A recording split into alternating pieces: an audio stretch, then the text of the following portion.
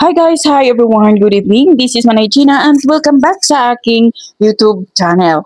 So guys, another mini vlog for today's video at ang ating pag-uusapan ay walang iba kung hindi si Kim Chiu. Kasi nga guys, last time sa It's Showtime, nagkamali si Kim sa pagbanggit ng boy group. Yata yun yung 4 Speeds. Hindi ko rin naman kilala. So ang nabanggit ni Kim kasi is parang sinabi niya yata na 1V.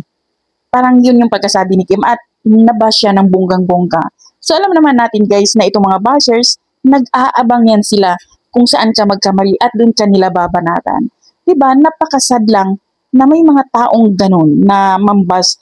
Sabi nga ni Kim is, ang apelyido nga daw niya, ang kanyang surname may palagi namang na-misspelled pero hindi niya binibigil. Wala namang bigil din doon. At sinabi ni Kim na kung matama ba ang pagbanggit niya, maibalik ba yung tax na binayad niya na ninakaw ng mga corrupt na politicians. Tama naman.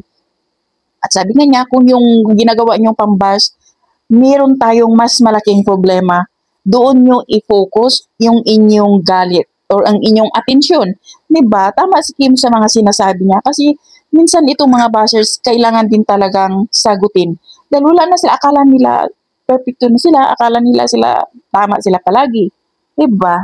Nakakalungkot lang na ganun yung kanilang mentalidad. Pero ayun na nga, tama lang na nagsalita si Kimi. So yun lang guys. Thank you for watching. Bye!